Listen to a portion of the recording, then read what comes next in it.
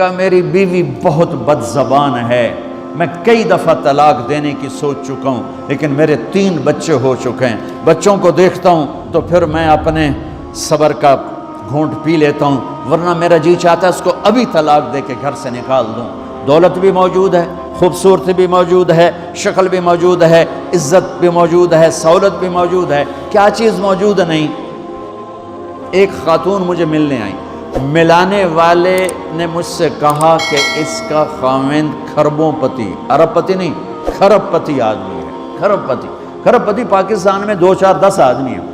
اس خاتون نے آ کر میرے سامنے بولنے سے پہلے ہی رونا شروع کر دیا، ورنہ پہلے کوئی عورت یا مرد آ کے دکھڑا سناتا ہے پھر روتا ہے، وہ روئی پہلے اور بات بعد میں۔ کہنے لگی مولانا صاحب مجھے لوگ بڑا خوش قسمت سمجھتے ہیں کہ میں بہت بڑے مالدار کی بیگم ہوں، لیکن میں لعنت بھیجتی ہوں اس کی دولت پر کہ اس کا رویہ ہی میرے ساتھ اچھا نہیں، تو میں ہیرے کے سیٹ کیا کروں، میں سونے چاندی کے سیٹ کیا کروں، میں یہ کروڑوں روپے کی گاڑی کو کیا کروں جب میرے خامند کا رویہ ہی میرے ساتھ انسانوں والا نہیں ہے اور اس کے اخلاق اچھے نہیں ہیں۔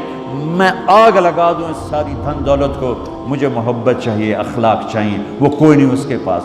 چند دن بعد دوسرا واقعہ سنا، ایک نوجوان بڑا خوبصورت، وہ بھی اسی طرح لیکن اتنا مالدار، کافی مالدار، وہ آ کے میرے پاس بیٹھ کے رونے لگا، مولانا صاحب اب میں کیا کروں، میری زندگی برباد ہو گئی، میرا اتنا عالی شان گھر ہے، اتنی اچھی میری کمائی ہے، آمدنی ہے، لیکن میں کیا کروں۔ یہ اسی کے الفاظ بتانے لگا ہوں، میری بیوی کی زبان 20 فٹ لمبی ہے، میں کہوں رکھ دی کتنے 20 فٹ چاہتے، میں کہا وچوں 19 فٹ کٹ دے شاید کچھ کم بن جاوے۔ کہ میری بیوی بہت بد زبان ہے، میں کئی دفعہ طلاق دینے کی سوچ چکا ہوں، لیکن میرے 3 بچے ہو چکے ہیں، بچوں کو دیکھتا ہوں تو پھر میں اپنے صبر کا گھونٹ پی لیتا ہوں، ورنہ میرا جی چاہتا ہے اس کو ابھی طلاق دے کے گھر سے نکال دوں۔ دولت بھی موجود ہے، خوبصورتی بھی موجود ہے، شکل بھی موجود ہے، عزت بھی موجود ہے، سہولت بھی موجود ہے، کیا چیز موجود نہیں؟ اخلاق موجود نہیں، حسن سلوک موجود نہیں، پیار محبت موجود نہیں۔ اب اپنے گھروں میں اگر خوشی دیکھنا چاہتے ہیں، ہر رشتے کو اگر آپ آباد کرنا چاہتے ہیں تو میرے نبی والی محبت دینا سیکھیں، میرے نبی والی محبت دینا سیکھیں، اپنے بچوں کو بھی، اپنی اولاد کو بھی، اپنے بہن بھائیوں کو، اپنے ماں باپ کو، ساس بہو کو، بہو ساس کو، سسر بہو کو، بہو سسر کو، بھائی بھائی کو، بہن بہن کو، اللہ کے واسطے برداشت کرنا سیکھو۔ مجھے میرے رب کی قسم ساری دنیا کا چین و سکون برداشت میں ہے، صبر میں ہے، صبر میں ہے، صبر میں ہے۔ زبان۔ ایک نوجوان میرے پاس آیا، کہا جی میری بیوی سے لڑائی ہوتی، مجھے کوئی تعویذ دو۔ میں نے کہا بیویوں پہ تعویذ اثر ہی نہیں کرتا۔ کہنے کا کیا کروں؟ میں نے کہا ایک عمل بتاتا ہوں، سنت عمل، کہ 1-2 لقمے اپنے ہاتھ سے بیوی کو کھلا دیا کرو۔ وہ کہنے لگا اس سے کیا ہوگا؟ میں نے کہا تو تم دیکھو گے، پھر میں پوچھوں گا تم سے کیا ہوگا۔ میں نے کہا یہ سنت عمل ہے، اس سے محبت بڑھے گی۔ کوئی 8-10 دن گزرے تو اس کا فون ویسے آ گیا حال احوال پوچھنے میرا، تو مجھے اپنی بات یاد آ گئی۔ میں نے کہا میری بات پہ عمل کیا تھا؟ کہنے لگا نہیں۔ میں نے کہا کیوں؟ کہنے لگا شرم آتی۔ میں نے کہا لڑتے ہوئے شرم نہیں آتی؟ کبھی کوئی کمزور سے بھی لڑتا، عورت تو بیچاری کمزور ہے۔ چلو یہاں کی عورتیں طاقتور ہیں، سنا ہے کہ بڑی شیرنیاں ہیں اور ان کے خامد سارے بکری، یہ شیر ہیں، الٹا ہی کام ہے، یہاں عورتیں شیر ہے، خامد بکریاں ہیں۔ چلو بھائی تم مہربانی کر کے اپنے خامدوں کو عزت دو، اور ان سے کہتا ہوں اپنی بیویوں کو عزت دو، محبت سے رہو۔ تو میں نے کہا بے وقوف، کبھی کمزور کے ساتھ بھی کوئی لڑتا ہے، اس میں تمہیں شرم نہیں آتی؟ اور اس میں شرم آتی ہے سنت۔ میں نے کہا چل کر اور مجھے بتا۔ کوئی 2 گھنٹے بعد اس کا فون آیا، کہا مولانا دوپہر کا کھانا تھا، میں نے اپنی بیوی کے منہ میں لقمہ جو دیا نا تو اس کا منہ وہیں کھلا رہ گیا۔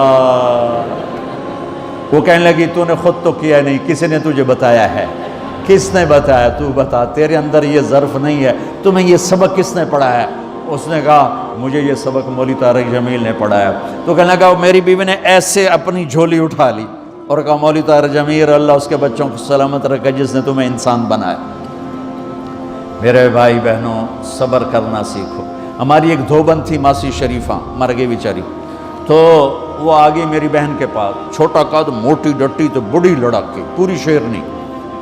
وہ آ کے کہنے لگی میری بہن کو، میری بہن تو انہوں چنگی طرح جان دی ہے، بی بی ہے میری نوواں بڑیاں لڑدیاں، میں نے کوئی تویز دے ساریاں میری نوکر بن جانا۔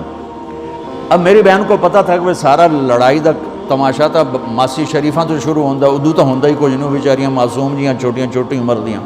تو میری بہن نے ایک تعویذ بنایا اور اس کو یوں رول کر کے نا اس کو کماسی شریفاں ہن جس لے تیری لڑائی ہوئے نا اس تعویذ تو چک مار کے بہ جانا ہے تے چھڑنا نہیں، جے تو چھڑیا تو مر جانا ہے، انہوں پکا کر کے رکھیں۔ اس نے کیا کیا؟ ماسی شریفوں کو چپ کروایا۔ اب ہمارا دیہاتی ماحول ہے، تعویذوں کی بڑا عقیدت ہے، صحیح تعویذ تو اثر کرتے ہیں لیکن اکثر تو ہیرا پھیری والے بیٹھے ہوئے سارے ہی، تو اللہ ماشاءاللہ۔ تو 8ویں دن وہ آ گئی، بی بی تو بڑا چنگا تعویذ دیتا، ساری لڑائی ختم ہو گئی۔ کیوں کہ ماسی شریفہ چپ ہو گئی۔ تو میں ان ساری مستورات کو یہ تعویذ دے کے جا رہا ہوں، یہ سب لے لو، یہ مرد بھی لے لو، اور جب کوئی جھگڑا ہو اے یہاں رکھ کے چپ کر کے بیٹھ جانا، آپ کی لڑائیاں ختم ہو جائیں۔ اگر آپ بولتے رہے تو پھر لڑائی ختم نہیں ہوگی۔ میرے نبی کی زندگی سیکھو، معاف کرنا سیکھو، محبت دینا سیکھو، ایسا نہ ہو کہ دو آپس میں بولتے نہ ہوں، ایسی بد اخلاقی سے بچو۔ اور آخری بات یہ ہے، آپ اس ملک میں رہتے ہیں، اب یہ آپ کا ملک ہے، اگر آپ کے پاسپورٹ ہیں تو یہ آپ کا ملک ہے، اس کو اس کے قانون کو عزت دو، اس کے قانون کو احترام دو۔ یہاں کی گورنمنٹ کے ساتھ مجھے پتہ چلا ہے کہ بہت سے لوگ ہیں فرضی بیمار بن کے وظیفے لے رہے ہیں، یہ حرام ہے، یہ دھوکہ ہے، یہ فراڈ ہے۔ جو حکومت آپ کی اتنی ہمدرد ہو کہ گھر بیٹھے آپ کو وظیفہ پہنچائے، آپ کے بچوں کے وظیفے لگائے، آپ کے وظیفے لگائے، انہی کے ساتھ دھوکہ کرنا ہے، انہی کے ساتھ فراڈ کرنا ہے۔ اللہ کی قسم یہ آپ اپنے ساتھ فراڈ کر رہے ہیں، یہ آپ اپنی ذات کو دھوکہ دے رہے ہیں، ان کو نہیں دھوکہ دے رہے، آپ اپنے آپ کو دھوکہ دے رہے ہیں۔ ایک سردار جی ریل میں چڑھا، ہنسی جائے، لوگوں نے پوچھا سردار جی بڑے ہنس رہے ہو؟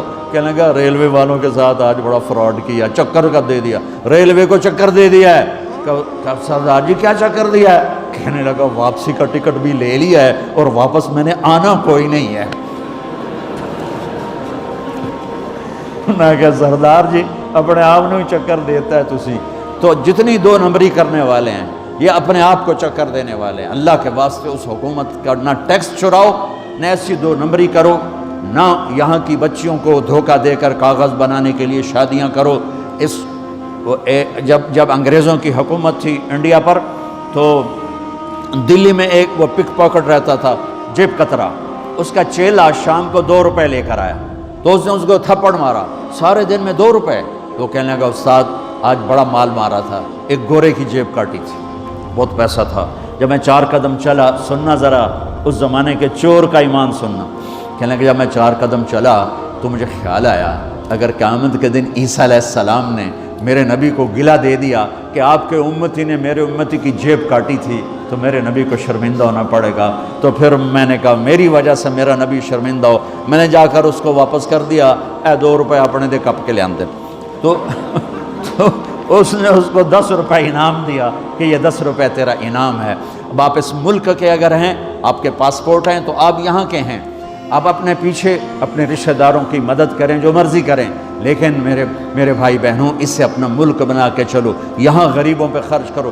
زکوٰۃ تو مسلمان کو دی جاتی ہے کوئی شک نہیں، لیکن صدقات خیرات پیچھے بھیجنے کے بجائے یہاں کتنے غریب لوگ ہیں، کتنے ضرورت مند لوگ ہیں، کتنے لوگ ہیں جن کے پاس گھر کوئی نہیں، کتنے لوگ ہیں جو کونسل کی طرف سے وظیفہ لے کر روٹی کھا رہے ہیں اور وہ پوری نہیں پڑتی، ایسوں کو ڈھونڈ کے ان پر خرچ کرو، ان کی مدد کرو، کسی کی جانی خدمت کرو، کسی کی مالی خدمت کرو۔ میرے نبی نے فرمایا ہر مسلمان کے لیے ضروری ہے کہ صدقہ دے، ہر مسلمان روزانہ صدقہ دے۔ تو صحابہ نے کہا یا رسول اللہ پیسے نہ ہوں تو آپ کہتے چلو کوئی بات نہیں۔ کہا نہیں سنو، آپ نے کہا بازار میں جا کے مزدوری کرے اور مزدوری کی قیمت وصول کر کے صدقہ کرے، صدقہ اتنا ضروری ہے، بلاؤں کو ٹال دیتا ہے، مصیبتوں کو ٹال دیتا ہے۔ تو یہاں رہنے والے یہاں کے قانون کا احترام کریں، یہاں کے قانون کو عزت دیں، اللہ کے واسطے 2 نمبری نہ کریں، دیانتداری سے چلیں۔ میرے نبی نے فرمایا میرا امتی ہر گناہ کر سکتا ہے، 2 کبھی نہیں کرے گا، ایک جھوٹ کبھی نہیں بولے گا، ایک دھوکہ کبھی نہیں دے گا۔ تو اللہ کے واسطے دھوکے فراڈ سے چلیں. کہیں آپ لڑے ہوئے ہیں صلح کر لیں, پیار محبت دیں, معاف کریں, اپنے بچوں کو ٹائم دیں, ان کو اچھی تعلیم دیں, یہ اعلیٰ عہدوں پر پہنچیں, اعلیٰ جاب پر پہنچیں. ضروری نہیں ہے کہ تمہاری طرح مزدوریاں ہی کریں, ان کی تعلیم کا یہاں سکول بناؤ, یہاں کالج بناؤ, اپنے سکول بناؤ, اپنے کالج بناؤ, اپنی اولاد کو اچھی سے اچھی تعلیم دو کہ یہ آگے چل کے بڑے شعبوں پر اور بڑی جاب پر پہنچیں اور تمہارے لیے عزت بنے, باعث عزت بنے, باعث افتخار بنے. آپس کی پیچھے لڑائی چل رہی, اس نے 1 کنال کا گھر بنایا, میں نے 2 کنال کا بنایا. اور میں ایک جگہ گیا, پہاڑ, میرپور گیا, میرپور بڑے بڑے گھر شہر میں انٹر ہونے سے پہلے بڑے بڑے گھر, میں نے کہا یہ, اور لگے جیسے خالی. میں نے کہا یہ کیا ہے؟ میں پہلی دفعہ میرپور, کہا یہ انگلینڈیوں کے گھر ہیں, ان کے مقابلے لگے رہتے ہیں. اس نے کنال کا بنا, میں 2 کنال کا بناؤں گا. اس نے 2 کنال کا بنا, میں 4 کنال کا بناؤں گا. بناؤ گھر اپنی ضرورت کے بنا لو, جب جانا ہو وہاں, نہ تم جانے والے ہو پیچھے, نہ تمہاری اولادیں. ان کو یہاں کی نسوار لگی, واپس جائیں گے لوڈ شیڈنگ میں. ایک پٹھان بھائی ناراض نہ ہونا, ادھر بہت ہیں پٹھان. تو ایک پٹھان کا خرگوش گم ہو گیا, خرگوش. تو لوگوں نے افسوس کیا, خان جی آپ کا خرگوش گم ہو گیا. کہنے لگا خوچا کوئی بات نہیں ہے, ہم نے اس کو نسوار کا عادی بنایا ہوا ہے, جب نشہ ٹوٹے گا ہمارے پاس آئے گا. یہ تمہاری نسل, اور تم انگلینڈ کی نسوار کھا کھا اب تم پاکستان جاؤ گے, ہندوستان جاؤ گے, بنگلہ دیش جاؤ گے. تم نے یہی رہنا ہے. اسے اپنا ملک بنا کے چلو, سنسیئر ہو کے چلو, اس کے قانون کا احترام کر کے چلو. یہاں غریبوں پہ صدقہ تو غیر مسلموں کو دو, ان کے دل قریب ہوں, ڈھونڈ ڈھونڈ کے دو, وہ تم سے پیار کریں, وہ تم سے محبت کریں, ان کے ہائے ہائے. او میرے نبی تشریف فرما تھے, ایک طوائف گزری, طوائف پروسٹیٹیوٹ. وہ آپ کو دیکھ کے نا آپ کا مذاق اڑانے کے لیے, کیسا نبی ہے, اکیلے بیٹھ کے کھاتا ہے, کسی کو پوچھتا ہی نہیں. غیر مسلم, کافر, طوائف, کتنی برائیاں اکٹھی ہو گئی. آپ نے کہا آ جا, وہ آ کے بیٹھ گئی. آپ نے کہا کھا, وہ تو آپ کا مذاق اڑا رہے تھے کہ نہیں ایسا نہیں کھاؤں گی, جو تیرے منہ میں ہے اپنے ہاتھ سے نکال کے مجھے کھلا. اس کا خیال تھا یہ مجھے ڈانٹیں گے, کہیں گے اس کو اٹھاؤ, 2 چھتر مارو, اس کو دفع کرو. میں کہوں گی دیکھو تمہارا نبی کیسا ہے, اتنا بد اخلاق. تو انہوں نے کہا نہیں, جو تیرے منہ میں ہے وہ نکال اور اپنے ہاتھوں سے میرے منہ میں ڈال. میرے نبی نے کہا یہ لو. آپ نے لقمہ منہ سے نکالا اور اس کے منہ میں ڈالا. اب پنجابی کی مثال ہے, کبے نو لت لگی اور سدھا ہو گیا. میرے نبی کے منہ کا لعاب جب اس طوائف کے منہ میں گیا, وہ ساتھ ہی کلمہ پڑھ گئی, ایمان لے آئی اور مدینے کی شریف ترین عورت بن گئی. میرے نبی تو اس طرح اخلاق والے تھے. یہاں تو نوکر سسٹم نہیں, میں پاکستان میں بھی روتا رہتا ہوں کہ نوکروں کے برتن الگ ہیں اور مالکوں کے برتن الگ ہیں. عورتوں کی نوکروں کی پلیٹ الگ ہے اور مالکوں کی پلیٹ الگ ہے. میرے نبی نے طائف کے کافر آئے, روزانہ ان کے ساتھ بیٹھ کے رات کو کھانا کھاتے تھے, ان کا جھوٹا کھاتے تھے. یہ اخلاق تھے جس نے انہیں کلمے میں داخل کر دیا. نجران کے جوڑ نظر آئے گا. اور میرے رب کی سنو, ان استقالنی عقلت لا, تو توبہ توڑ کے لے آ 1 دفعہ یا 1000 دفعہ, ایسا جوڑوں گا کہ جوڑ نظر ہی نہیں آئے گا, بے جوڑ کر دوں. اور یہ تیرے کرامن کاتبین کو بھی نہیں پتہ چلے گا کہ یہ توبہ ٹوٹی ہوئی ہے اور ٹوٹ کے جڑی ہے یا ٹوٹی نہیں. اللہ ایسی توبہ ہماری قبول کرے گا. جب ہو توبہ کرو, جب ہو توبہ کرو. تو نیت کرتے ہو توبہ کی, اگر ہم نے سچے دل سے کر لی تو اللہ کی قسم یہیں بیٹھے بیٹھے ہم سب ایسے ہو جائیں گے جیسے ماں کے پیٹ سے نکلے ہوں. اور پھر اگر ٹوٹ جاتی ہے, وہاں جا کے ٹوٹ جاتی, پھر کہنا یا اللہ میری توبہ. ماں تنگ آ کے شاید بچے کو مارنے لگ جائے, لیکن میرا رب کبھی تنگ نہیں پڑتا. جب بھی جھکو گے معاف کرے گا, جب بھی جھکو گے معاف کرے گا. اللہ تعالی ہمیں توفیق دے. تو میرے ساتھ کہو یا اللہ میری توبہ, پھر کہو یا اللہ میری توبہ, پھر کہو یا اللہ میری توبہ. اب اگر دل سے ہے تو سب معاف ہو گیا. آپ سب کو مبارک.